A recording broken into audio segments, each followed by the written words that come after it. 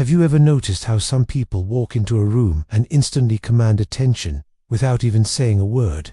It's not about being loud or aggressive. It's a quiet confidence, an aura of authority that makes people listen.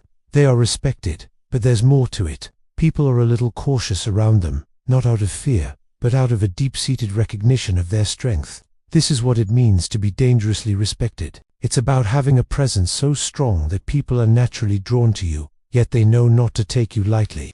Today, we're diving deep into the art of commanding this kind of powerful, effortless respect. And to guide us, we'll turn to one of history's most controversial and brilliant thinkers on power, Niccolò Machiavelli. Now, when you hear the name Machiavelli, you probably think of words like scheming, ruthless, or cunning. His name has become synonymous with the dark arts of manipulation, but this is a massive oversimplification of his genius. Machiavelli wasn't evil, he was a realist. He lived in a chaotic and dangerous time in Renaissance Italy, and he simply described the world as he saw it, not as he wished it would be. He studied human nature with a cold, unflinching eye, and his insights into power, influence, and respect are just as relevant today as they were 500 years ago. He understood that the world doesn't operate on wishful thinking. To truly earn respect, you have to understand the fundamental dynamics of human interaction.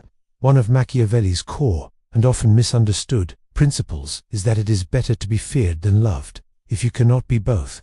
Now, before you start planning your reign of terror, let's break this down. He wasn't advocating for cruelty. What he meant was that love is fickle. It's based on emotion and can vanish in an instant. Fear, in this context, isn't about terrorizing people. It's about instilling a profound respect for your strength, your boundaries, and the consequences of crossing you. It's about being a person of your word, decisive in your actions, and unwavering in your principles. People might love the person who always says yes, but they respect the person who knows when to say no. This kind of fear is really a deep-seated respect for your capabilities. Think about the people you truly respect in your life. Are they the ones who are always agreeable, who bend to every request? Or are they the ones who have a strong moral compass, who stand for something, even when it's difficult? True respect isn't given freely to the nice guy who just wants to be liked. It is earned, and often, it must be compelled. It's compelled by your actions, your consistency, and your refusal to compromise your values. As Machiavelli observed, people are naturally self-interested. They will test your boundaries. Respect is earned when you demonstrate, consistently, that your boundaries are firm. It's about communicating your authority, not through loud demands, but through quiet, unshakable resolve. This idea aligns with the philosophy of another great thinker, Immanuel Kant. Kant argued that respect is not something you can demand. It is a response to the dignity you display.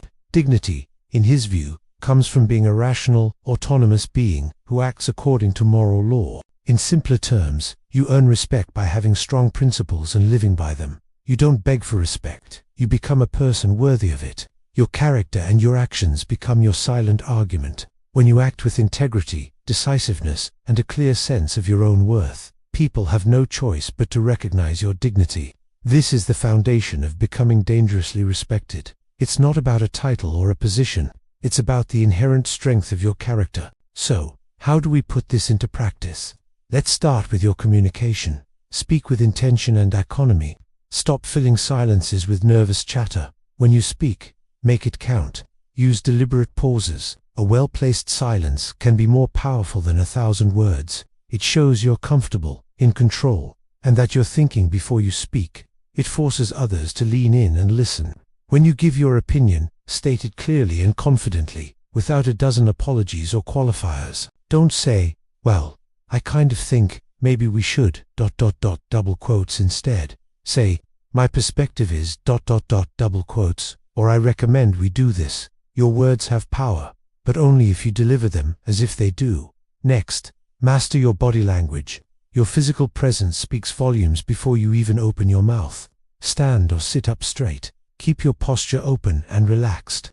Avoid fidgeting or making yourself small. When you're speaking to someone, maintain steady eye contact. It doesn't mean an aggressive stare down, but a calm, focused gaze that says, I am present, and I am listening. A firm handshake, a purposeful stride, a calm demeanor under pressure. These are the non-verbal cues that signal strength and self-possession. Your body is constantly sending messages. Make sure they are messages of confidence and authority. Another key Machiavellian tactic is to be unpredictable, but not erratic.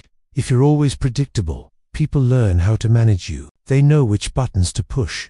But if you occasionally act in a way that surprises them while still aligning with your core principles, it keeps them on their toes. This could mean showing unexpected generosity, setting a sudden and firm boundary, or taking a bold but calculated risk. The goal isn't to be chaotic, but to demonstrate that you are a dynamic individual who cannot be easily pigeonholed or manipulated.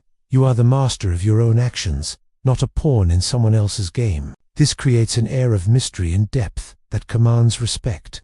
Let's return to that crucial balance Machiavelli talked about, being both loved and feared. How do we achieve this? You show strength by being decisive and holding firm to your standards, but you also show warmth and fairness. You enforce your boundaries, but you do it with respect, not with anger. You can be firm and kind at the same time. You can hold people accountable while also showing empathy for their struggles. The loved part comes from being fair, just, and reliable. People trust you. The feared part, the dangerous respect, comes from the knowledge that your fairness and kindness are not weaknesses. They are choices you make from a position of strength, and that you will not tolerate being taken advantage of. Ultimately, becoming dangerously respected is an inside job. It's about cultivating unshakable self-respect first. You must value your own time, your own word, and your own principles before you can expect anyone else to. This means learning to say no to things that don't serve you. It means setting goals and holding yourself accountable for achieving them.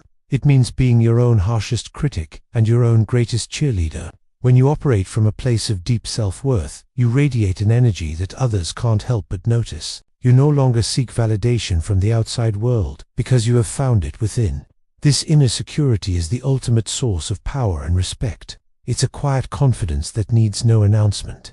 It is simply felt by everyone in your presence. Thank you so much for joining me on this journey into the mind of Machiavelli and the art of commanding respect. If you found this valuable, please give this video a thumbs up. And don't forget to subscribe and hit that notification bell for more insights on building a stronger, more confident life. I'd love to hear your thoughts in the comments below. Until next time, stay strong and be respected.